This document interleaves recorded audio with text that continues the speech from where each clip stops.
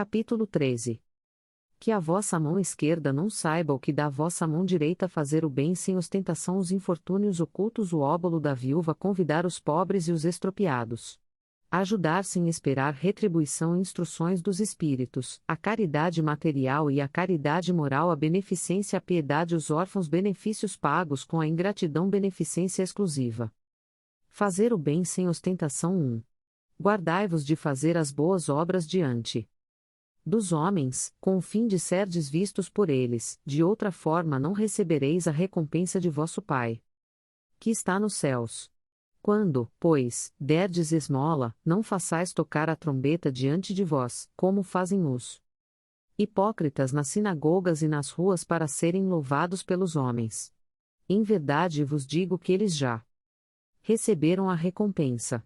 Mas, quando derdes esmola, que a vossa mão esquerda não saiba o que dá a vossa mão direita, para que a esmola fique em segredo, e vosso Pai, que vê o que se passa em segredo, vos dê a recompensa. Mateus, 1-4. 2. Tendo Jesus descido do monte, uma grande multidão o seguiu. Ao mesmo tempo um leproso aproximou-se dele e se prostrou, dizendo: Senhor, se quiseres, podes curar-me. Jesus, estendendo a mão, tocou-o e disse: Eu quero, fica curado. E no mesmo instante a lepra foi curada. Então Jesus lhe disse: Não fales disto a ninguém, mas vai mostrar-te aos sacerdotes, e oferece o dom prescrito por Moisés, a fim de que isso lhe sirva de testemunho da tua cura. Mateus 8:1-4. 3. Fazer o bem sem ostentação é um grande mérito.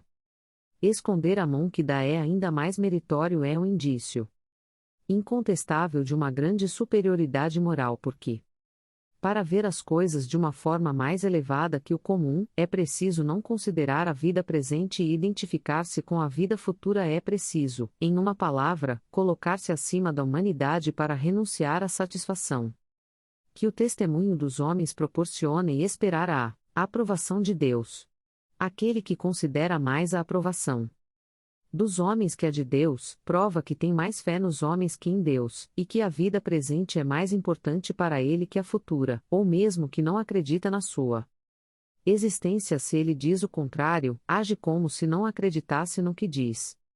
Quantos existem que só ajudam com a esperança de que aquele que foi ajudado vá propagar o benefício recebido, que publicamente dariam uma grande soma, mas ocultamente não dariam uma única moeda.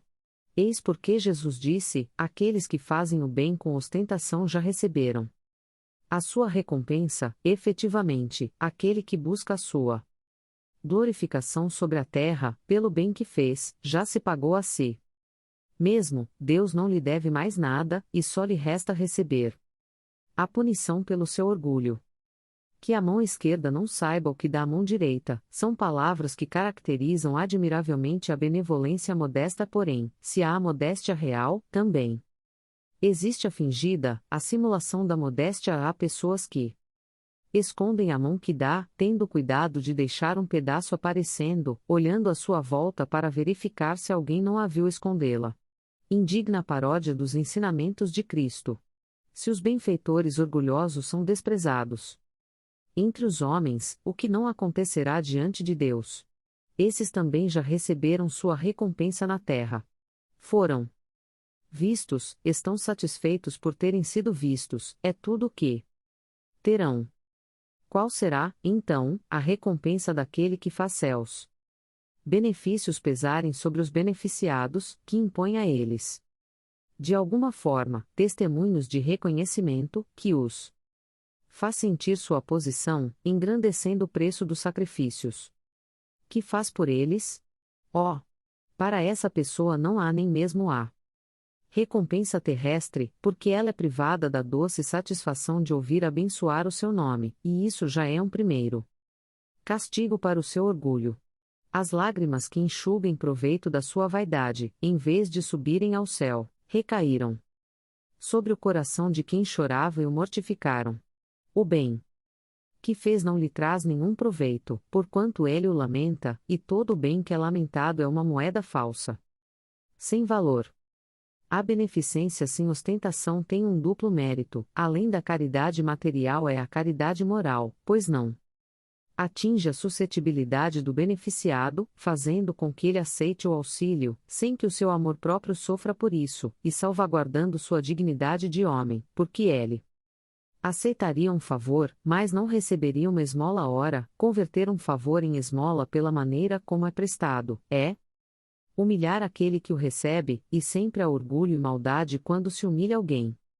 A verdadeira caridade, ao contrário, é delicada e hábil em dissimular o bem prestado e em evitar até a mínima probabilidade de mágoa, porque toda contrariedade moral aumenta o sofrimento que nasce da necessidade. A verdadeira caridade sabe encontrar palavras doces e afáveis que não constrangem o beneficiado diante do benfeitor, enquanto que a caridade orgulhosa o deixa humilhado.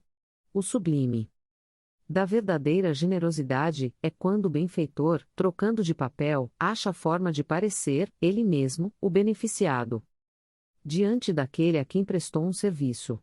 Eis o que querem dizer estas palavras: que a mão esquerda não saiba o que deu a mão direita. Os infortúnios ocultos. 4. Nas grandes calamidades, a caridade se manifesta, e surgem generosos movimentos para reparar os desastres. Se, porém, ao lado desses desastres gerais, existem milhares de desastres particulares que passam despercebidos, como de pessoas em seus leitos de dor, sem se queixarem. São esses infortúnios discretos e ocultos, que a verdadeira generosidade sabe descobrir, sem esperar que venham procurar ajuda. Quem é essa mulher de ar distinto, com um traje simples, ainda que bem cuidado, seguida de uma jovem também vestida modestamente? Ela entra em uma casa de aparência miserável onde, sem dúvida, é conhecida porque a porta é saudada com respeito. Para onde vai? Sobe até a água furtada. Lá mora uma mãe de família, cercada de seus filhos pequenos. À sua chegada a alegria aparece em suas faces emagrecidas, é que ela vem acalmar todas as suas dores. Traz o necessário, suavizado por doces e consoladoras palavras, que fazem com que a sua ajuda seja aceita sem causar vergonha, porque esses infortunados não são mendigos de profissão. O pai está no hospital, e, durante esse tempo, a mãe não pôde suprir as necessidades. Graças à distinta mulher, essas pobres crianças não sofrerão nem o frio nem a fome, irão à escola bem agasalhadas, e o seio da mãe não irá secar para os filhos mais pequenos. Se, entre elas, uma ficar doente, nenhum cuidado material que seja preciso prestar-lhe irá repugná-la. Dali, ela seguirá para o hospital, para levar ao pai algum consolo e tranquilizá-lo quanto à situação de sua família. Na esquina, uma carruagem a espera, verdadeiro armazém de tudo que leva para os seus protegidos que, sucessivamente, visita. Não lhes pergunta nem sua crença, nem sua opinião, porque, para ela, todos os homens são irmãos filhos de Deus. Terminada a sua visita àquela família, pensa: comecei bem o meu dia. Qual é o seu nome? Onde mora? Ninguém o sabe. Para os infelizes é um nome que nada revela, mas é um anjo consolador e, à noite, uma sinfonia de bênçãos se eleva por ela até o Criador. Católicos, judeus, protestantes, todos a bendizem. Por que usa um traje tão simples? É que ela não quer, com seu luxo, agredir a miséria daquelas pessoas. Por que trouxe a filha em sua companhia? Para lhe ensinar como se deve praticar a beneficência. A menina também quer fazer a caridade, mas a mãe lhe diz: o que podes dar? Minha filha, se nada tens de teu? Se eu te entregar alguma coisa para que deis aos outros, qual será o teu mérito? Na verdade, eu é que farei a caridade, e tu terás o mérito. Isso não é justo. Quando vamos visitar os doentes, tu me ajudas a tratar deles. Ora, cuidar de alguém é dar alguma coisa. Isso não te parece suficiente? Nada é mais simples. Aprende a fazer obras úteis, e poderás confeccionar roupas para essas criancinhas. Dessa forma darás algo vindo de ti. É assim que essa mãe, verdadeiramente cristã, prepara sua filha para a prática das virtudes ensinadas pelo Cristo. Ela é espírita? O que isso importa? No seu meio, ela é a mulher do mundo, porque a sua posição assim exige mais, ignora-se o que ela faz, porque ela não quer outra aprovação senão a de Deus e a da sua consciência. No entanto, certo dia, uma circunstância imprevista conduziu até sua casa uma das suas protegidas que ali fora mostrar trabalhos manuais, reconhecendo sua benfeitora, quis abençoá-la. Silêncio. Pede-lhe a dama, não o digas a ninguém. Assim falava Jesus. O óbolo da viúva. 5. Estando Jesus sentado em frente ao gasofilácio, 101, observava de que maneira o povo ali ofertava dinheiro e viu que muitos ricos o ofertavam com abundância. Viu também uma pobre viúva que ali deixou somente 2 pequenas moedas que valiam 1/4 de um asse. 102. Jesus, então, chamando seus discípulos, falou: Em verdade vos digo que essa pobre viúva deu mais que todos aqueles que colocaram a sua oferta no gasofilácio. Porque todos os outros deram do que tinham em abundância, ela, porém, ofertou do que lhe era necessário, deu mesmo tudo o que tinha, tudo o que lhe restava para viver. Marcos, 12, 41-44. Lucas, XXI, 1-4. 6. Muitas pessoas lamentam não poder fazer tanto bem quanto desejariam, por falta de recursos suficientes, se querem possuir fortuna dizem, para fazer um bom uso dela. Sem dúvida a intenção é louvável e, em alguns casos, pode ser muito sincera, mas será que em todos ela é completamente desinteressada? Não poderão existir aqueles que, desejando fazer bem aos outros, ficariam felizes, por começar fazendo bem a si mesmos, usufruindo algumas alegrias a mais, conseguindo um pouco do supérfluo que lhes falta, sob a condição de dar o resto aos pobres? Essa segunda intenção, que talvez dissimulem, mas que encontrariam no fundo do coração se quisessem examiná-lo, anula o mérito da intenção, porque a verdadeira caridade faz com que pensemos nos outros antes de pensar em nós. Nesse caso, o sublime da caridade estaria em procurar no seu próprio trabalho, pelo emprego das suas forças, da sua inteligência, dos seus talentos, os recursos que faltam para realizar suas intenções generosas, se esse seria o sacrifício mais agradável ao Senhor. Infelizmente, a maioria sonha com meios mais fáceis de enriquecer, de repente e sem sacrifícios, e corre atrás de ilusões, como a descoberta de tesouros, uma chance favorável da sorte, o recebimento de heranças inesperadas, etc. O que dizer daqueles que, para ajudá-los nesse tipo de pesquisa, esperam encontrar auxiliares entre os espíritos? Evidentemente não conhecem nem compreendem o objetivo sagrado do Espiritismo, e ainda menos a missão dos espíritos, a quem Deus permite que se comuniquem com os homens se por causa disso, são punidos pela decepção. Ver o Livro dos Médiuns, itens 294 e 295. Aqueles, cuja intenção está livre de qualquer ideia de interesse pessoal, devem conformar-se com a sua incapacidade para fazer todo o bem que desejam, lembrando-se de que o óbolo do pobre, daquele que dá, privando-se do pouco que tem, pesa mais na balança de Deus que o ouro do rico, que dá sem se privar de nada. Sem dúvida, a satisfação de poder socorrer amplamente a indigência seria grande, mas se essa satisfação for negada, é preciso que a pessoa se submeta a fazer o que pode.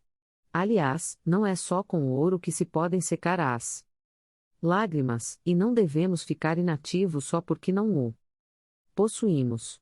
Aquele que, sinceramente, quer tornar-se útil aos seus irmãos encontra 1000 oportunidades para fazê-lo, que as procure e as encontrará, se não for de uma maneira será de outra, porquanto não existe ninguém que, no pleno uso das suas faculdades, não possa prestar um favor qualquer, confortar, suavizar um sofrimento físico ou moral. Tomar uma atitude útil. Apesar da falta de dinheiro, cada um não tem o seu trabalho, o seu tempo, o seu repouso, dos quais pode dar uma parte Nisso também consiste a dádiva do pobre, o óbolo da viúva. Convidar os pobres e os estropiados. 7. Disse também aquele que o havia convidado: quando deres um jantar ou ceia, não convides os teus amigos, nem os teus irmãos, nem os teus parentes, nem os teus vizinhos que forem ricos, e para que não aconteça que também eles te convidem em seguida, por sua vez, e que assim te retribuam o que receberam de ti. Mas quando deres um festim, convida os pobres e os estropiados, os coxos e os cegos. E ficarás feliz por eles não terem meios de te retribuir, porque isso te será retribuído na ressurreição dos justos.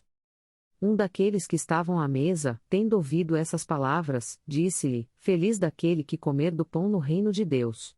Lucas 14, 12-15, 8. Quando deres um banquete, não convides os teus amigos, mas os pobres e os estropiados.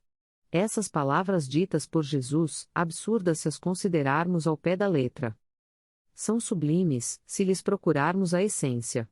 Jesus não pôde ter querido dizer que em lugar dos amigos ele deveria reunir à sua mesa os mendigos da rua, e sua linguagem era quase sempre figurada e, aos homens incapazes de compreender os delicados matizes do pensamento, Jesus falava com imagens fortes que produziam o efeito das cores vivas. O verdadeiro sentido do seu pensamento se revela nestas palavras. E ficarás feliz por eles não terem meios de te retribuir, o que significa que não se deve fazer o bem tendo em vista a retribuição, mas apenas o prazer de fazê-lo. Para fazer uma comparação mais impressionante, Jesus diz: convida os pobres para o teu banquete, porque sabes que eles não te poderão dar nada em retribuição, e por banquete é preciso entender, não a refeição propriamente dita, mas a participação na fartura de que desfrutas. Entretanto, essas palavras também podem ser aplicadas em um sentido mais literalidade: quantas pessoas só convidam para sua mesa aqueles que, como dizem, podem honrá-las ou, por sua vez, convidá-las. Outros, ao contrário, encontram satisfação em receber aqueles seus parentes ou amigos que são menos felizes. Ora, quem é que não os tem entre os céus? Isso é a forma de, muitas vezes, prestar-lhes, discretamente, um grande serviço. Esses, sem irem buscar os cegos e os estropiados, praticam o que diz a máxima de Jesus: se o fazem por benevolência, sem ostentação, e se sabem dissimular o benefício com uma sincera cordialidade. Instruções dos Espíritos. A caridade material e a caridade moral. 9. Amemo-nos uns aos outros e façamos aos outros o que queremos que os outros nos façam. Nessas palavras se acham contidas toda a religião e toda a moral. Se elas fossem seguidas aqui na terra, todos vós seríeis perfeitos, sem ódios e sem desentendimentos. E eu ainda diria mais: sem pobreza, porque do supérfluo da mesa de cada rico muitos pobres se alimentariam, e não veríeis mais, nos sombrios quarteirões em que habitei durante a minha última encarnação, pobres mulheres arrastando atrás de si crianças miseráveis, carentes de tudo. Ricos, pensai um pouco em tudo isso. Ajudai os infelizes o mais possível, auxiliai para que, um dia, Deus vos retribua o bem que tiverdes feito, para que encontreis, ao deixardes o vosso invólucro terrestre, um cortejo de espíritos agradecidos que vos receberão à entrada de um mundo mais feliz. Se pudesseis imaginar a alegria que senti ao encontrar no além aqueles a quem pude ajudar na minha última encarnação. Amai, pois, o vosso próximo, amai-o como a vós mesmos, porque agora já sabeis que esse infeliz que estáis repelindo talvez seja um irmão, um pai, um amigo que afastais para longe de vós, e então, ao reconhecê-lo no mundo dos espíritos, que imenso será o vosso desespero. Desejava que compreendesseis bem o que deve ser a caridade moral, aquela que cada um de vós pode praticar, aquela que nada custa de material, mas, no entanto, é a mais difícil de ser praticada. A caridade moral consiste em se suportar uns aos outros, e é o que menos fazeis nesse mundo inferior em que estáis encarnados neste momento. Existe um grande mérito, acreditai no que digo, em alguém saber calar para deixar que fale outro mais tolo, pois essa atitude também é uma forma de caridade.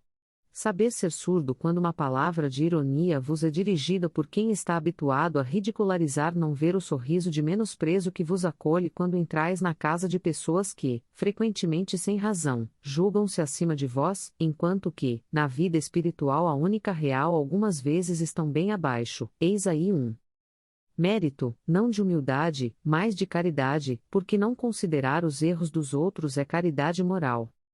Entretanto, esta caridade não deve impedir a prática da outra. Pensai principalmente em não desprezar o vosso semelhante e lembrai de tudo o que eu já vos disse. É preciso ter sempre em mente que, no pobre rejeitado desdenhosamente, podeis estar repelindo um espírito que vos foi querido, e que se acha momentaneamente em uma posição inferior à vossa. Revi um dos pobres da terra a quem pude, por felicidade, ajudar algumas vezes e a quem, por minha vez, tenho agora de implorar. Lembrai-vos de que Jesus disse que somos irmãos.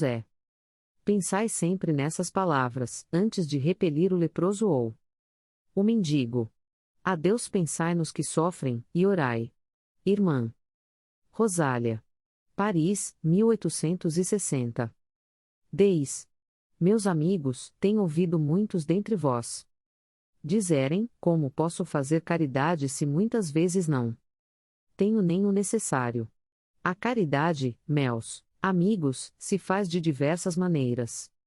Podeis fazê-la por pensamentos, palavras e ações. Por pensamentos, orando pelos pobres abandonados que morreram, sem mesmo terem visto a luz, uma prece de coração os alivia. Por palavras, dirigindo aos vossos companheiros de todos os dias alguns bons conselhos, dizendo aos homens irritados pelo desespero, pelas privações, e que blasfemam o nome do Altíssimo: eu era como vós, sofria, era infeliz. Mas acreditei no Espiritismo e, vede, agora sou feliz. Aos velhos que vos disserem: não adianta, estou no fim da vida e morrerei como vivi, respondei: Deus tem uma justiça igual para todos nós. Lembrai-vos dos trabalhadores da última hora. As crianças, já viciadas pelos exemplos que têm à sua volta, e que vão caminhando pela vida, prestes a serem vencidas pelas más tentações, dizei: Deus vos vê, meus queridos filhos, e não vos canseis de lhes repetir frequentemente essas doces palavras. Elas acabarão por se desenvolverem em suas jovens inteligências e, em lugar de pequenos vagabundos, fareis deles homens. Isso também é uma forma de caridade. Muitos dentre vós também dizem: ora, somos tantos aqui na terra, Deus não pode ver a todos nós. Escutai bem isto, meus amigos: quando estais no alto de uma montanha, não abrangeis com o vosso olhar os milhares de grãos de areia que cobrem essa montanha? Pois bem, Deus vos vê da mesma forma, aí ele vos deixa o vosso livre-arbítrio. Assim como deixais esses grãos de areia sob a vontade do vento que os dispersa, Deus, porém, em sua misericórdia infinita, colocou no fundo do vosso coração uma sentinela vigilante que se chama consciência. Escutai-a, porque ela só vos dará bons conselhos. Às vezes podereis entorpecê-la, opondo-lhe o espírito do mal, então ela se cala, mas ficai seguros de que a pobre desprezada se fará ouvir no momento em que a deixardes perceber a sombra do remorso. Escutai-a, interrogai-a, e, muitas vezes, sereis consolados pelos seus conselhos. Meus amigos, a cada novo regimento o general entrega uma bandeira. Eu vos dou esta máxima do Cristo: amai-vos uns aos outros. Praticai esse ensinamento, reuni-vos todos em torno desse estandarte, e dele recebereis a felicidade e a consolação. Um espírito protetor. Lyon, 1860.